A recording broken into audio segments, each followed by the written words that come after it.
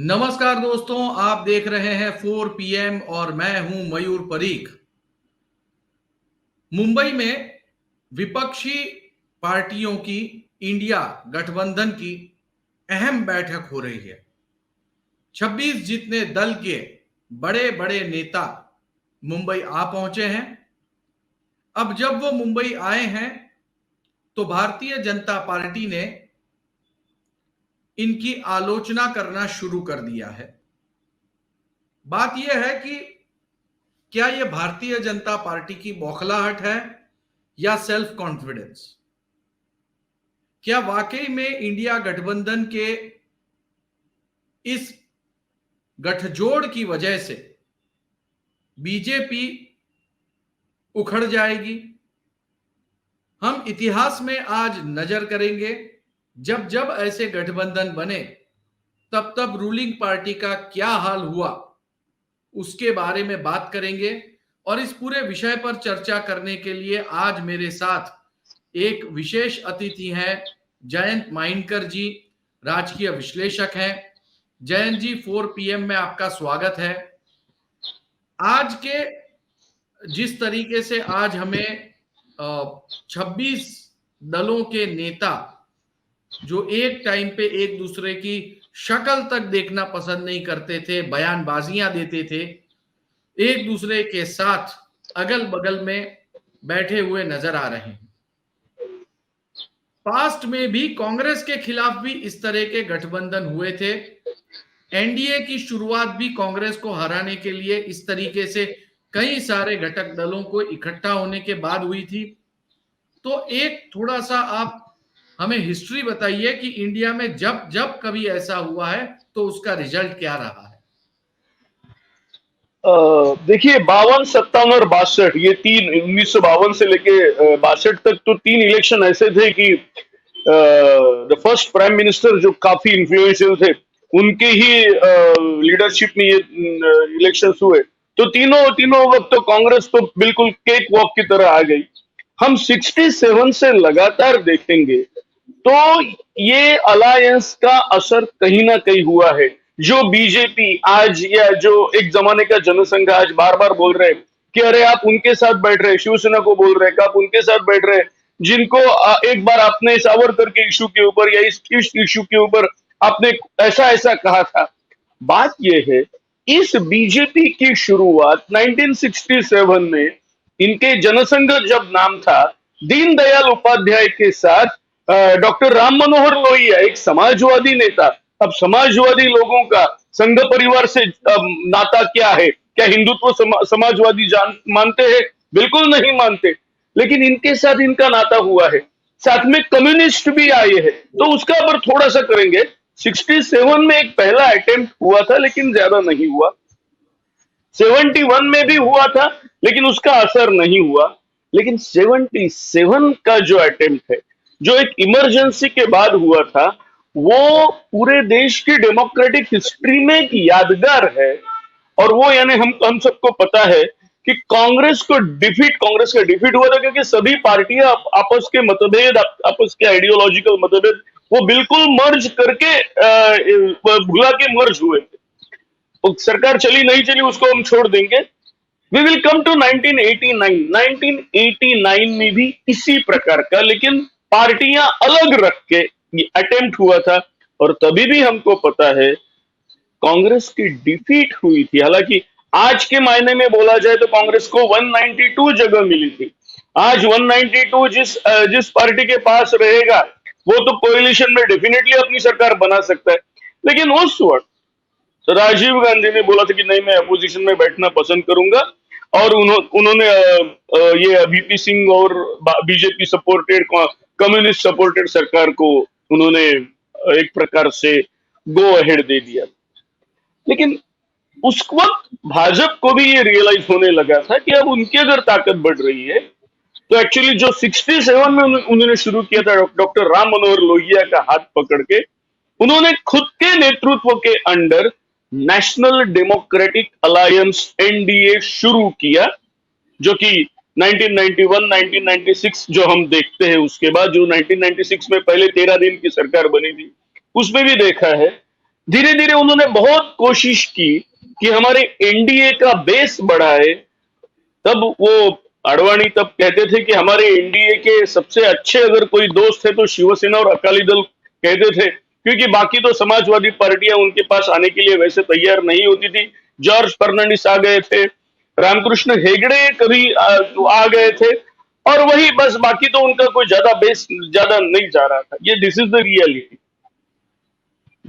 अभी तो ये हाल है कि एनडीए कहां है ये देखना पड़ता है। एनडीए के लिए हमको अजित पवार को दिखाना पड़ता है, एनडीए के लिए हमको एकनाथ शिंदे दिखाने पड़ते हैं, और ऐसा ही एक आधा बिहार में रामकृष्ण मांझी को शायद दिखाना पड़ेगा।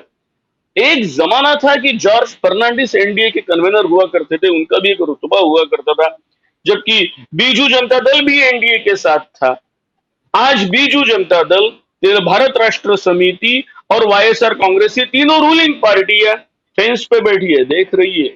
ये तीन नहीं है, ये ना इधर है, ना इंडिया में है, ना एनडीए में है, फेंस पे बैठी है, देख रही है। जहां अपॉर्चुनिटी मिलेगी, जहां बार्गेनिंग ज्यादा मिलेगा, वहां जाएंगे, और हो सकता है उनका बेनिफिट ज्यादा होगा। और भारत जैसे कॉन्टिनेंट वाइड कंट्री में ये ऐसे होना है, साहजिक है। अब हमारे बीजेपी वाले लोग कह रहे हैं कि देखिए आपके ऊपर ये नौबत आ गई, वो नौबत आ गई। एक जरा हिस्ट्री में नजर डालिए, 1967 से लेके आप यहां तक 303 तक जो पहुंचे हैं ना, आपने ये दौरान कितनी बार किस किस से अलायंस किया, ये अगर मैं गिनते बैठूंगा तो ये अपने को ये पूरा एपिसोड तो उसी के लिए करना पड़ेगा, और फिर भी वो पूरा नहीं मैं बता पाऊंगा। इतने इतने जयंत जी, एक सवाल ये है कि जब जब ये अलायंस बना तो सबसे बड़ी पार्टी पर क्या असर हुआ? देखो, अलायंस तब बनता है जब सबसे बड़ी पार्टी ये सभी के सभी सीटें लड़के 272 तक नहीं जा सकते, तो नेचुरली उनको थोड़ा सा, वो जहां जा नहीं सकती वहां जो जा सकते हैं, जो कि रीजनल पार्टीज है, क्योंकि जो भी कुछ बोला जाए, मेरे हिसाब से रियल नेशनल पार्टीज भारत में दो ही है। एक है रूलिंग बीजेपी और दूसरी है अपोजिशन, मेन अपोजिशन कांग्रेस। बाकी बाकी कोई भी अपने आप को नेशनल स्टेटस अगर पाने के लिए उनको नेशनल स्टेटस कॉन्स्टिट्यूशनली मिलता है, लेकिन उसको मैं नेशनल मानता नहीं हूं। एक चार तो नियम ऐसा है, अगर आपको एक परसेंटेज, इतने इतने परसेंटेज वोट अगर 4 स्टेट्स में मिल जाए 28 में से, तो आप नेशनल लेवल की पार्टी बन सकते। और ऐसे माहौल में एनसीपी भी कल तक नेशनल लेवल की पार्टी थी। अब आप और हम जानते हैं कि महाराष्ट्र के 3.5 या 4 जिले के आगे पवार की ये पार्टी नहीं है। जो 4 जिले पुणे से शुरू होते हैं और कोल्हापुर में खत्म होते हैं, ये आप और हम जानते हैं, लेकिन उनको स्टेटस मिलता था नेशनल लेवल का। तो मैं वो उसमें जाता नहीं हूं। तो नेचुरली नेशनल लेवल की पार्टी को, अगर कांग्रेस को कहीं बार्गेनिंग करना है, कांग्रेस अगर इंडिया करके, तो कांग्रेस तो एकमात्र पार्टी है जो कश्मीर से लेकर कन्याकुमारी तक फैली हुई है, एकमात्र पार्टी है। तो नेचुरली उनको रीजनल पार्टीज को, ठीक है, कश्मीर में फारूक अब्दुल्ला से बात करनी है या पीडीपी से बात करनी है, तो उनको सीट देनी पड़ती है। तो एक प्रकार से जो मेन, जिसको हम शीट एंकर बोलते हैं क्रिकेट में, जिसको जो एक आदमी खड़ा रहता है और वो विकेट पे टिका रहता है, तो एक प्रकार से वो विकेट पे टिके रहने का जो काम है वो कांग्रेस कर रही है। और उसको नेचुरली हम कम लड़े, चलो आप 10 लड़ लो, बचे हुए हम लड़ लेंगे, इस प्रकार से करना पड़ता है, क्योंकि वो खुद के भरोसे पे आ नहीं सकते। इसके बिल्कुल अपोजिट एक जमाने में जो कांग्रेस की पोजीशन थी कि कांग्रेस के नाम पे, इंदिरा के नाम पे जो हमने स्लोगन सुनी है, नेहरू जी के नाम पे, राजीव के नाम पे, कांग्रेस खुद के भरोसे पे, जो राजीव गांधी खुद के भरोसे पे इंदिरा जी के डेथ असासिनेशन के बाद 415 लेके आए थे, वो एक जमाना था। आज हिंदुत्व के नाम पे, मेरा अंडरलाइन ये है, हिंदुत्व और गोधरा राइट्स, ये दोनों की वजह से आज नरेंद्र मोदी उस पोजीशन पे है कि जो कम से कम 303 तो वो आ ही गए, अभी कितना भी अपोजिशन इकट्ठा हो जाए, क्योंकि वो जो रेशो है परसेंटेज का वो भी मैं बोल देता हूं। 2019 में बीजेपी को 37.5% वोट मिले हैं। अब 37.5 हम पकड़ेंगे 38, इसका मतलब ये है सीधा सीधा कि आपको 62% लोगों ने वोट नहीं दिया, उल्टा अगर सोचे तो। और ये मैं टोटल वोटर्स इन इंडिया नहीं बात कर रहा हूं, वोट्स पोल्ड की बात कर रहा हूं। अब वोट्स पोल्ड इन इंडिया 62% अगर आपके अपोजिशन में है, उसमें से केवल 3 पार्टी जिसका मैंने जिक्र किया उसको छोड़ दो, लेकिन बाकी पार्टियां अगर इकट्ठा हो रही है तो स्टैटिस्टिक्स सीधा बताएगा कि भैया ये 303 लाना बीजेपी को कठिन है। पर जयंत जी, सीधे ये सिर्फ एरिथमेटिक का नहीं, केमिस्ट्री का भी खेल है। मानता यहाँ हूं, पर मानता हूं। कहीं मामला फंस जाता है। एक मिनट, पहले हम ये मैथमेटिक्स करेंगे और आपके सवाल, या तो आप सवाल पूछ लीजिए एग्जैक्ट। बिल्कुल। हाँ, तो ये जो बात है 62%, हम कितना भी कम ज्यादा हो जाए, जैसे अजीत पवार उधर चले गए, चलिए आपका जो केमिस्ट्री का कहना है उसको भी हम पूरा करेंगे। शिवसेना, एकनाथ शिंदे ही उधर चले गए, कि क्या शिवसेना पूरे वोट्स उधर जा सकते हैं? कभी कभी दिल मिलते हैं कि जैसे सेना बीजेपी हमको कहने की आदत हो चुकी है, तो क्या शिवसेना वाला बीजेपी को अभी एंटी बीजेपी वोट देगा क्या? ऐसे कई इमोशनल रहते हैं। ये सब मानने के बावजूद 62 कम से कम 50 या 45 तक भी आया। 62 जो वोटिंग परसेंट एंटी बीजेपी गए है, वो मान जाए 50 आ गए, 45 भी आ गए, तो मेरे ख्याल से, जो मेरा अभी 35 साल का तजुर्बा बता रहा है, कि बीजेपी को 200 से 225 तक रोकना संभव है।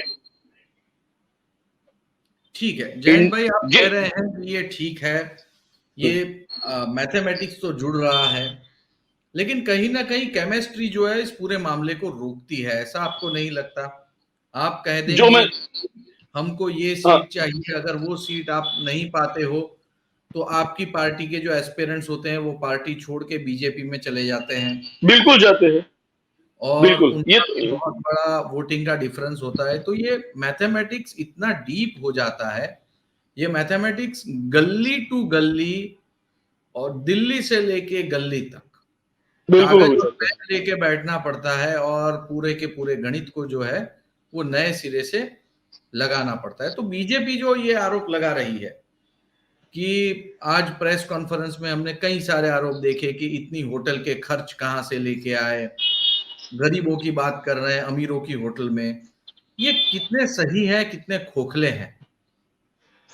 अब ऐसा है कि मैं उस पार्टी के बारे में कहना नहीं चाहता जिस पार्टी का कन्वेंशन, या जिस पार्टी के कन्वेंशन के एक जमाने में जब सत्ता में नहीं थे तब उन्होंने एमएमआरडी में ग्राउंड्स में भी किया है, टेंट लगा के जो हमने कवर किया है, और वहां संजय जोशी के बारे में क्या हुआ था ये भी हमने कवर किया, वो छोड़ दो। सत्ता में आने के बाद उनके 5 स्टार लेवल का उनका दिल्ली का ऑफिस से लेके अभी जो एकनाथ शिंदे विधान भवन से लेके सूरत तक, और सूरत से लेके गुवाहाटी तक, और गुवाहाटी से लेके वापस आए, और उनके ऊपर जो आरोप हुए, देखिए हम तो पत्रकार है, हमको इसमें से किसी भी पार्टी के ऊपर हमको कुछ बोलना नहीं है। भैया न्याय सबको मिलना चाहिए, इक्वेलिटी फॉर ऑल ये तो होना चाहिए। तो अगर ग्रैंड हयात का खर्चा किसने किया ये आप पूछना चाहते हैं तो ये भी जरा बता दीजिए, क्योंकि ये घटना पहले हुई कि ये सूरत से लेके गुवाहाटी तक का या विधान भवन का खर्चा वो भी जरा बता दीजिए। उस वक्त जो आरोप हुए तो आप एक वर्ड में बोल देंगे कि नहीं करके, लेकिन द एस्टिमेट जो मेरे पास है पूरे देश में 2016 से लेके 2022 तक 6 साल में करीब करीब 300-400 बीजेपी के एमएलए, कांग्रेस और बाकी छोटी पार्टियों के एमएलए, इधर देवर सिंपली उन्होंने जैसा एकनाथ शिंदे या अजित पवार जैसे ज्वाइन किए, या तो उन्होंने रिजाइन किया, री इलेक्शन हुआ जो कर्नाटका में हुआ, जो मध्य प्रदेश में हुआ, इसके ऊपर भी वही खोका तो हमने वर्ड यहां यूज किया, वहां भी वैसे ही पैसे का आरोप चला गया।